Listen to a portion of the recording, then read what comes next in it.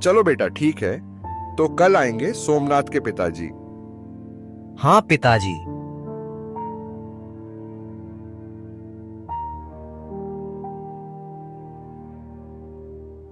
अगले दिन दोपहर में सोमनाथ अपने पापा को नकुल के घर ले आया। अरे बेटा नकुल, घर में नहीं बुलाओगे? अरे सर, आइए आइए।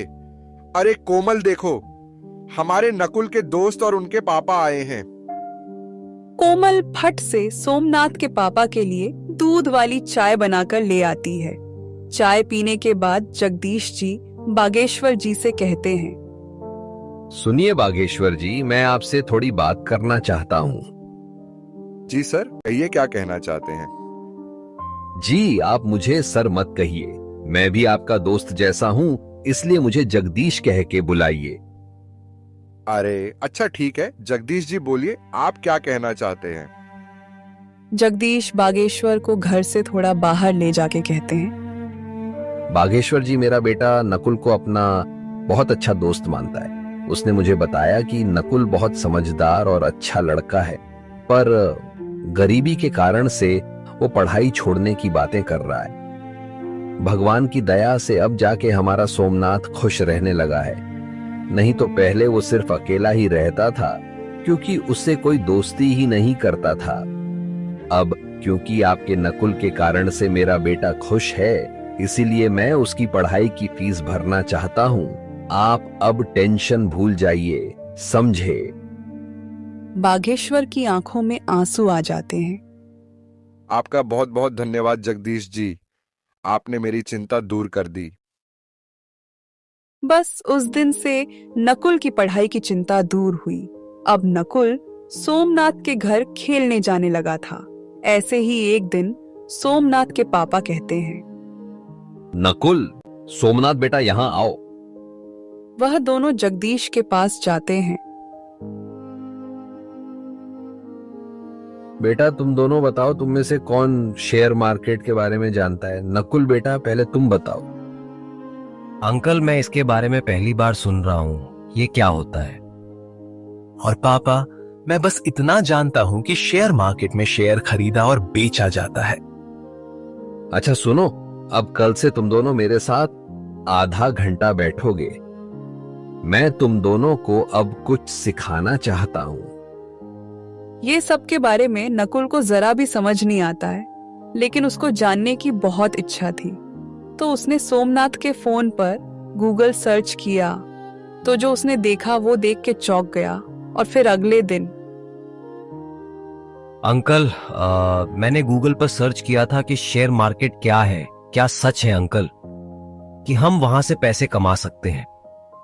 बेटा नकुल, ये बिल्कुल सच है कि कोई भी शेयर बाजार से पैसा कमा सकता है। पैसा क्या, बहुत बहुत पैसा कमा सकता है। लेकिन बेटा, चीजें दिखने में जितनी आसान होती हैं, असल में उससे कई ज्यादा मुश्किल होती है। अंकल, मैं कुछ समझ नहीं पाया, आप क्या कह रहे हैं?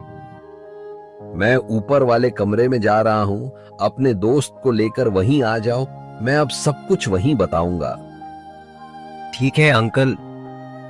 उसके बाद 5 मिनट में नकुल और सोमनाथ ऊपर वाले कमरे में जाते हैं। वहां वो लोग देखते हैं कि एक बहुत बड़ा कंप्यूटर है, एक लैपटॉप है, एक टैबलेट पर बहुत सारे अलग अलग चार्ट खुले हैं। मिनट मिनट में लाल या हरी मोमबत्तियां बन रहे हैं। उन्हें ये सब कुछ समझ नहीं आता, लेकिन नकुल को इतना मालूम पड़ चुका था कि ये शेयर मार्केट कुछ तो है। वो दोनों जगदीश से पूछते हैं, पापा, ये क्या है? मैं आज तक नहीं जानता था कि आपके कार्यस्थल पर इतना बड़ा कंप्यूटर है। दरअसल आपका इतना बड़ा ट्रेडिंग सेटअप है। हाँ सोमनाथ, ये मेरा ट्रेडिंग सेटअप है, मैं यही काम करता हूं। लेकिन बेटा, तुम्हें कभी यहां आने की जिज्ञासा ही नहीं थी, इसलिए हमने भी तुम्हें कभी इस बारे में नहीं बताया। लेकिन अब तुम्हें देख के ऐसा लग रहा है कि तुम्हें ये सब बहुत पसंद आया है और शायद तुम इसके बारे में और जानना चाहते हो। हाँ अंकल, सिर्फ सोमनाथ ही नहीं, मैं भी बहुत उत्साहित हूं। शेयर बाजार के बारे में जानने के लिए। बिल्कुल बेटा नकुल, क्यों नहीं। मैं यही तो तुम्हें और सोमनाथ को बताना चाहता था कि शेयर बाजार की दुनिया बहुत बड़ी है। इसमें अगर महानता हासिल कर ली जाए तो उसकी जेब में हजारों लाखों में हमेशा रहे। अच्छा, तो तुम दो, इसलिए शुरुआत तो कल से ही होगी, लेकिन अब तुम दोनों इतना कह रहे हो तो थोड़ी बुनियादी बातें बता ही देता हूं। जगदीश जी उन्हें एक जगह बिठाते हैं और कहते हैं, बेटा सुनो, पहली बात अच्छे से समझो कि शेयर मार्केट क्या है, यानी इंग्लिश में व्हाट इज शेयर मार्केट। तो ये एक इंटरनेट पे ऐसा जगह होता है जहां दुनिया के हजारों लाखों कंपनियां एक जगह पर रजिस्टर्ड होती हैं। यहां सभी कैटेगरीज की कंपनियां होती हैं, टेक्नोलॉजी से लेके बैंक तक। यहाँ पे सामान जैसे कमोडिटी कहते हैं, जिनमें गोल्ड, सिल्वर, क्रूड ऑयल और भी चीजें होती हैं। बस उस दिन जगदीश जी नकुल सोमनाथ को बस यही कुछ बेसिक बातें बताते हैं, लेकिन नकुल रात में भी स्टॉक मार्केट के बारे में सोचने से खुद को नहीं रोक पाता। वो हमेशा सोचते रहता है कि हे भगवान, आपका और जगदीश चाचा का लाख लाख धन्यवाद। आखिरकार मुझे एक ऐसा चीज पता चल गया जहां से मैं अपने परिवार को इस गरीबी से बाहर निकाल सकता हूं।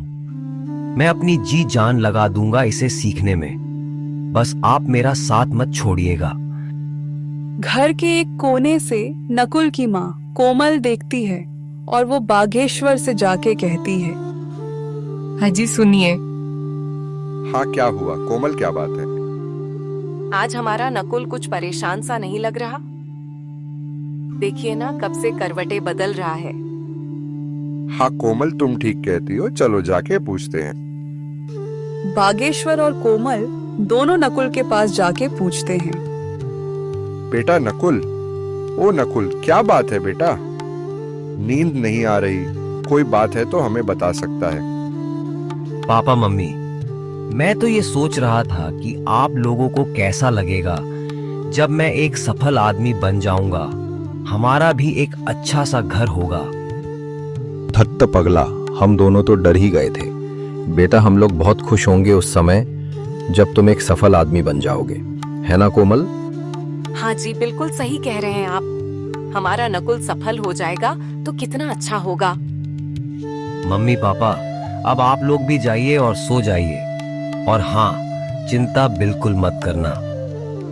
फिर बागेश्वर और कोमल भी सोने चले जाते हैं। अगले दिन नकुल अपने साथ एक कलम और एक किताब लेके बहुत उत्साह के साथ सोमनाथ के घर जाता है। दरवाजे पर उसका दोस्त उसकी राह देख रहा है।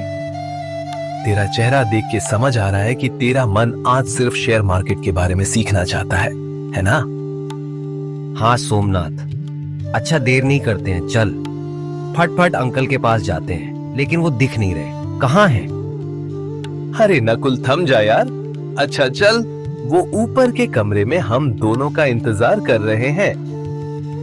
वो दोनों ऊपर के कमरे में जाते हैं। वहाँ जगदीश जी इनको सिखाने की तैयारी कर रहे थे। अरे बच्चों, तुम आ गए। आओ आओ, अब जल्दी जल्दी यहाँ बैठ जाओ। मैं आज तुम्हें कुछ एग्जाम्पल के साथ सिखाऊंगा कि रियलिटी में मैं मार्केट में कैसे ट्रेड करता हूँ। देखो बच्चों, मार्केट में आपको दो टाइप के लोग मिलेंगे। एक होता है बायर्स यानी खरीदने वाला, और दूसरा होता है सेलर्स यानी बेचने वाला।